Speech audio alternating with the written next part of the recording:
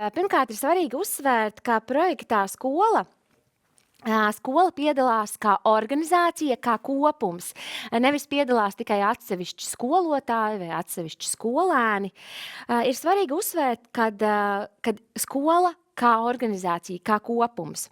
Tas nozīmē, ka skolās tiks veidotas skolas darba grupas, jeb skolas komandas, kurās ir plānots, ka pārstāvēta būs gan skolas administrācija, protams, pedagogi un arī paši skolēni, kas ir ļoti būtiski.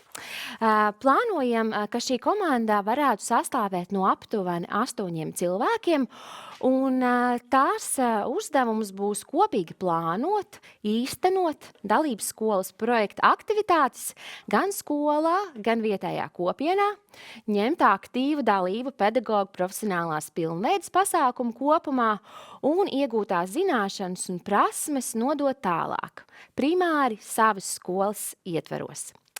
Un šāda pieeja nav izvēlēta nejauši. Projekta mērķis ir panākt, lai jaunās pieejas un prasmes netiek izmantotas tikai vienā klasē ar ļoti aktīvu un radošu klases audzinātāju, bet gan, ka tās kļūst par daļu no visas skolas ikdienas. Tieši tādēļ ļoti nozīmīga ir arī skolas administrācijas iesaiste, jo, kā mēs zinām, tas palīdz idejas ieviest jau sistemātiski izglītības iestādē. Savukārt skolēnu iesaiste ir ārkārtīgi būtiska, jo tā nodrošina, ka aktivitātes ir patiesi jēgpilnas un atbilstošas tieši viņu vajadzībām. Otrs būtisks elements ir skolu koordinators.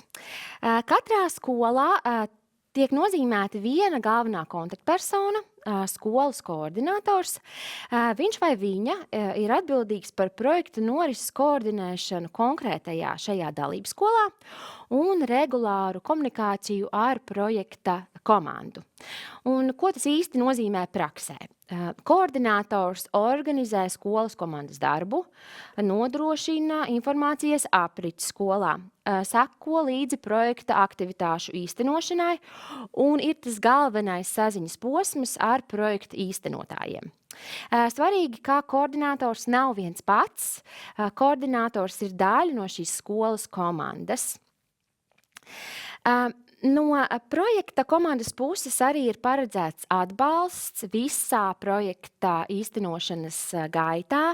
Ir plānota regulāra komunikācija, gan mūsu, gan arī ārēju ekspertu konsultācijas un palīdzība nepieciešamības gadījumā, lai skola varētu tā pilnvērtīgi iesaistīties un jēgpilni risināt dotos uzdevumus un izmantot jauniegūtās prasmes. Un trešais ir arī būtiski piezīmēt, ka ar dalības skolu tiks slēgtas arī juridiskas saistības. Ar katru no dalības skolām tiks slēgts sadarbības līgums par noteiktu šo aktīvo darbības laiku projektā.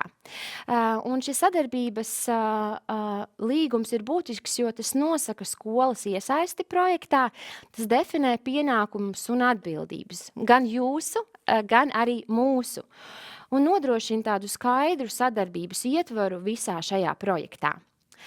Un šis sadarbības līgums balstās uz to, ka skola apņemas aktīvi iesaistīties pasākumos, gan pedagogu profesionālās pilnveides programmā, gan citās aktivitātēs, gan arī dalīties ar šo savu iegūto pieredzi.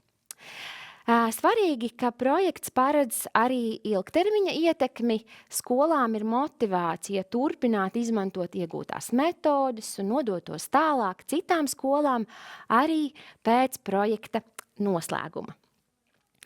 Un tādējādi rezultātā skolas ne tikai piedalās projektā, bet kļūst par pieredzes pieturām, kas spēj tālāk nodot pieredzi arī citām izglītības iestādēm.